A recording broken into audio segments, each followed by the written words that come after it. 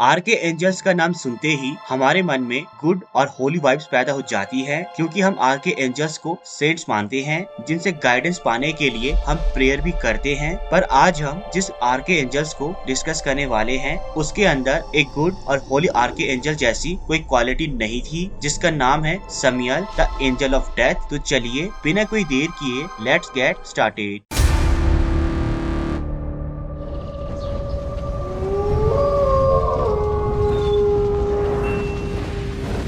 The venom of God, the executioner of death और the blindness of God, ये सभी titles the angels of death Samael को दिए गए थे, जो था तो एक आर्के एंजल, पर उसके अंदर आर्के एंजल जैसी कोई भी क्वालिटीज नहीं थी। क्रिश्चियनिटी में इस एंजल ऑफ डेथ को फॉलन एंजल या सैटन का नाम दिया जाता था, क्योंकि इसके फंक्शंस सैटन के फंक्शंस को ही रिसेंबल करते थे। पर एक्चुअल में देखा जाए तो समियल इविल नहीं था, वो बस गॉड के दिए हुए इंस्ट्रक्शंस को पूरा करता था, जैसे कि सिनर्स को पनिश करना। पर उसका ये तरीका बहुत ज्यादा खतरनाक था, क्योंकि वो ह्यूमंस को प्रोवोक या सेड्यूस करके सिन करने के लिए मजबूर करता था, ताकि वो उन्हें पनिश कर सके। सेकंड टेम्पल पीरियड के जूइश लॉ में समियल सिग्निफिकेंट रोल प्ले करता है, जिसके मुताबिक गार्डन ऑफ ईडन स्टोरी में एडम और ईव के डाउनफॉल के लिए समियल ही रिस्पॉन्सिबल था, क्योंकि उसने ही सैटन सर्वेंट को ईव के पास भेजा था ताकि वो उसे मैनिपुलेट कर सके और फोरबिडन फ्रूट खाने के लिए मजबूर कर सके। यही नहीं,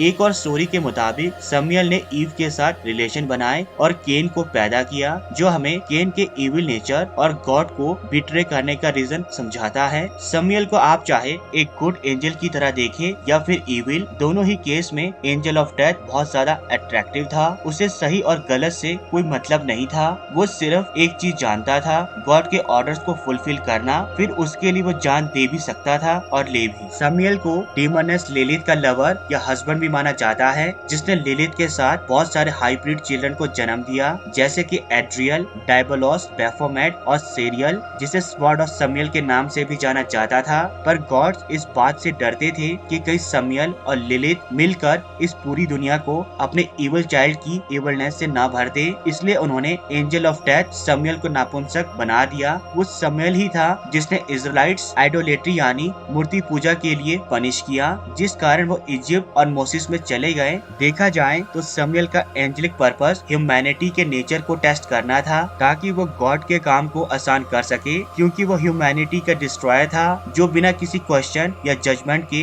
गॉड के ऑर्डर को फुलफिल करता था। रोमन्स के लिए समियल एक गार्डियन एंजल था, जिस कारण वो इजराइलाइट्स का अनडिफीटेड एनिमी बन गया, और रोमन्स के साथ रिलेशन के कारण उसे पीरियड ऑफ क्रिश्चियनिटी के दौरान सिंबल ऑफ क्रिश्चियनिटी की तरह देखा जाने लगा। यही नहीं, एंजल ऑफ वेनम को एक होली फिगर समझने वालों का ये मानना था कि वो prince of the fifth heaven था, जिसके नीचे डिस्ट्रक्शन फैलाने वाले बहुत से एंजल काम करते थे। जैसे कि कबाला में समियल को प्रिंस ऑफ सैटर्न बताया जाता है, जो क्लिप ओथ को रूल करता था। कबाला एक ऐसी जगह थी जो ट्री ऑफ लाइफ के कंसेप्ट को सपोर्ट करती थी, जिसे सैफ्रा के नाम से भी जाना जाता था। सैफ्रा यानी ट्री ऑफ लाइफ 10 स्पेयर से बना था, जो गॉड की लाइट के डिफरेंट एस्पेक्ट को रिप्रेजेंट करता था। फॉर एग्जाम्पल चाकमा विजडम को, टिफ्रेट ब्यूटी को और नेट सॉस इमॉर्टैलिटी को एक्सेट्रा। जैसे हर चीज ड्यूलिटी के साथ आती थी, वैसे ही क्लिपोथ सैफ्रा के ऑपोजिट थी, जिसे समियल रूल किया करता था। ये जगह एब्सेंस ऑफ गॉड्स लाइट को रिप्रेजेंट करती थी, जिस कारण चाकमा आर्बिट्रेरी को, टिफ्रेट एम्प्टीनेस को और नेट सॉस रेपुटेशन को डिफाइन करती थी। पहले के समय में समियल को ही सैटर्न माना जाता था, क्योंकि सैटर्न कोई डीमन नहीं बल्कि गॉड का एनिमी और उसका ओपोनेंट था। अब बात करते हैं समियल की अपीयरेंस की। जैसे कि मैंने पहले ही बताया था कि वो बहुत ज्यादा अट्रैक्टिव था, जिसकी pearly white skin, muscular tone body और रेड ग्लोइंग ऑब्स जैसी आईज थी। समियल बहुत ज्यादा लंबा और ताकतवर था, जिसके 1 या 3 सिर थे,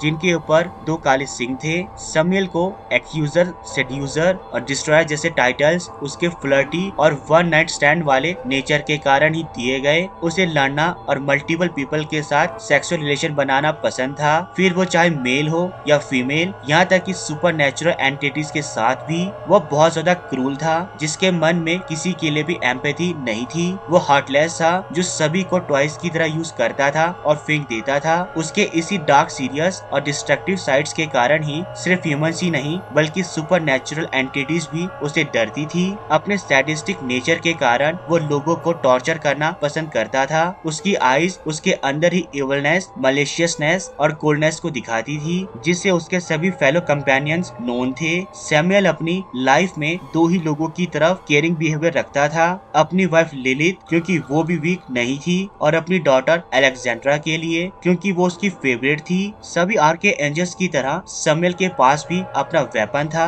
जिसे साइथ के नाम से जाना जाता था। अपने इसी वेपन से वो एंटिटीज को मारता था और हेल्थ तक पहुंचा देता था।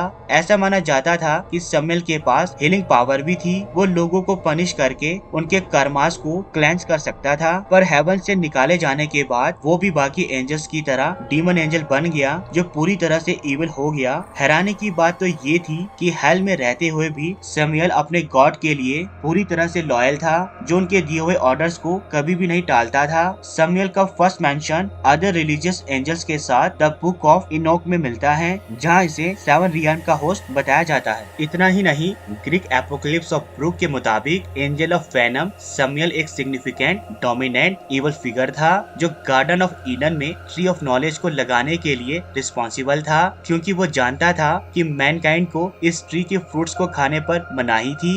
गॉड्स को सैमुअल की ये हरकत सही नहीं लगी, इसलिए उन्होंने न सिर्फ ट्री ऑफ नॉलेज को बैन किया बल्कि सैमुअल को भी एटर्निटी के लिए हेवन से बैनिश कर दिया। और इसी का बदला लेने के लिए सैमुअल ने गॉड की सुप्रीम क्रिएशन ह्यूमन को मैनिपुलेट किया और उन्हें भी हेवन से निकलवा दिया। अब क्योंकि डेथ लाइफ का एक ऐसा इवेंट है जिसे हर हालत में होना ही होता है, तो सैमुअल को सिर्फ इसलिए इवल मानना क्योंकि वो डेथ को सिग्निफाई करता था ठीक नहीं था। इसलिए आज भी इस एंजल को होली या डीमन समझने में कंफ्यूजन होता है। फाइनली इस एंजल को ऐसी एंटिटी माना गया जो एंजल होते हुए भी लोगों की सोल को कलेक्ट करता था, पर डेथ के साथ डायरेक्ट रिलेशन के कारण ही उसे इविल मानने से भी इनकार नहीं किया गया। तो दोस्तों, ये थे एंजल ऑफ डेथ सैमुअल, जिसके एंजल या डीमन होने का कंफ्यूजन आज भी नहीं सुलझ पाया है। अभी के लिए इस वीडियो में इतना ही, मिलते हैं अपनी अगली वीडियो पर। And please please please subscribe my channel, ताकि हम एक वंडरफुल कम्युनिटी डेवलप कर सकें। तब तक के लिए गुड बाय, मिलते हैं अपने नेक्स्ट वीडियो में।